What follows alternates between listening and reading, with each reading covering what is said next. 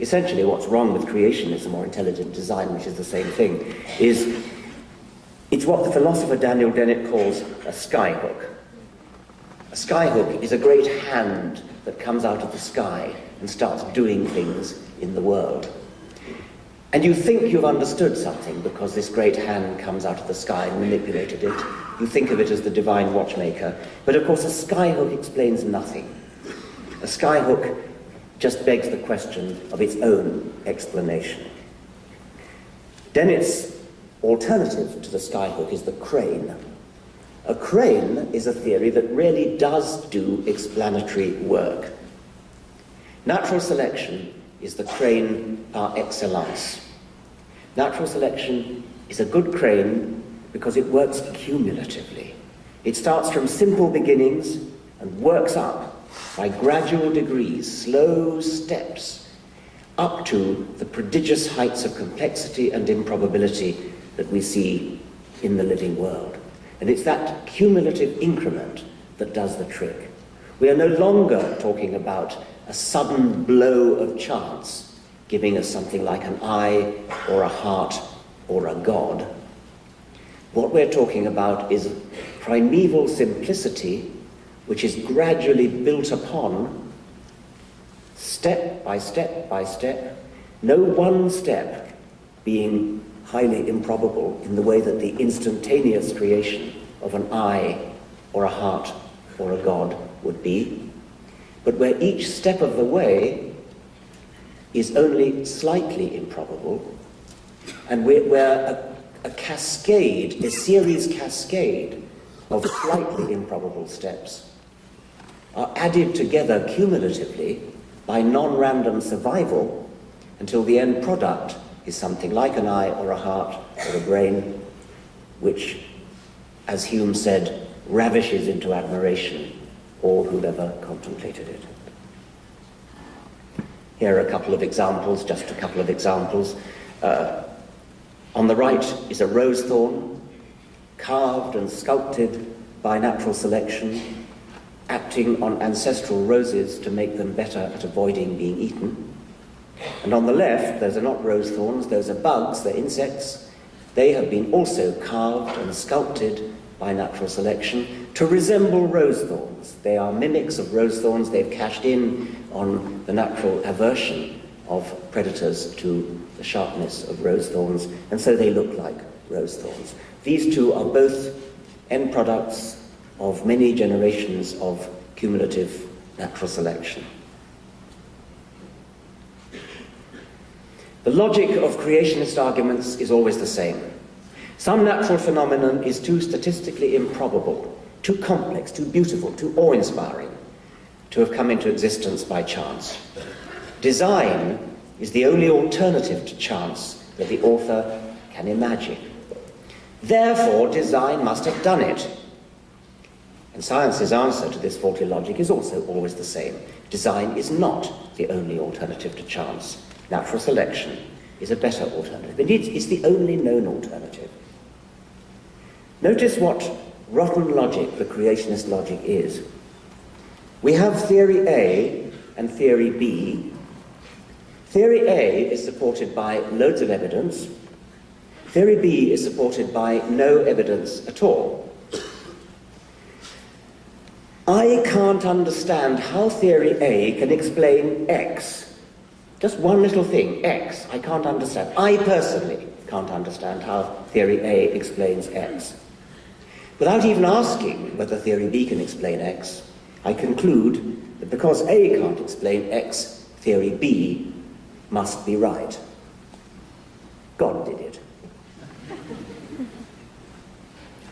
Intelligent design is granted a kind of charmed immunity to the rigorous demands made of a proper scientific theory, such as evolution. I bet you don't know how the elbow joint of the lesser-spotted weasel frog evolved.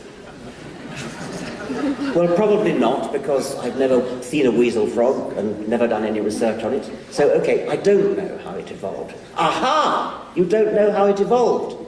God must have done it. It is a failure of the imagination. That's all it is. I've called it the argument from personal incredulity. A metaphor for natural selection and for chance, the difference between them, can be found in a combination lock. A combination lock, of course, depends upon improbability. A burglar, by luck, could happen to hit upon the correct combination number to open a bank vault and get away with all the money. But a well-designed combination lock has so many different numbers, so many different possibilities, that you're somewhere near Fred Hoyle's Boeing 747 territory if you're a burglar who is trying to get there by luck alone. But now imagine a badly designed combination lock. This badly designed combination lock, when you turn the dial, and when the number that you turn to is a little bit closer than you were before to the correct number, you haven't got to the jackpot yet, but you got a little bit closer to it, a little bit warmer in the childhood game of Punt the Slipper, say. The bank vault door creaks open a chink, and a little bit of money spills out. And then you spin the dials more, nothing happens, and then you get a number that's a little bit closer still to the correct combination. And the bank door opens a little bit more, and a little bit more money spills out, dribbles out.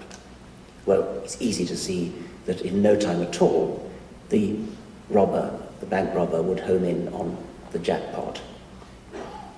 The dribbling combination lock, the badly designed dribbling combination lock, is in this one respect a good analogy for evolution by natural selection.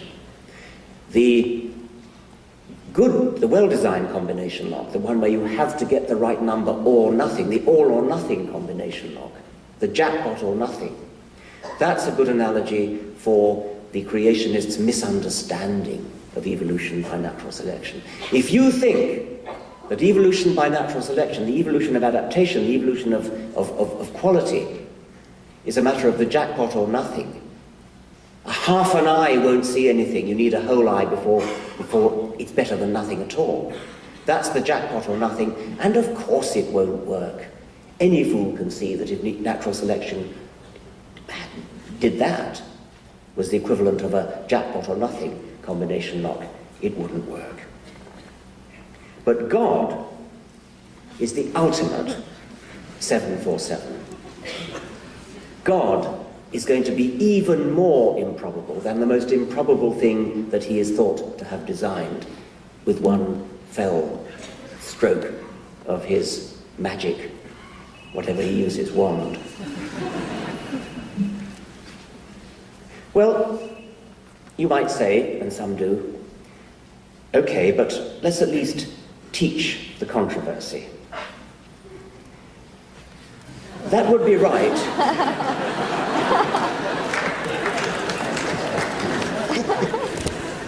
We don't have unlimited time to teach controversies where they don't exist, to take any conceivable theory that somebody might, in their wildest dreams or delirium or childishness, dream up. I sometimes worry about, I'm sometimes accused of intolerance and of saying that, for example, teachers of biology or geology who think the world is 6,000 years old should be fired. And that sounds awfully intolerant, especially to American audiences. It sounds like an infringement of civil liberties.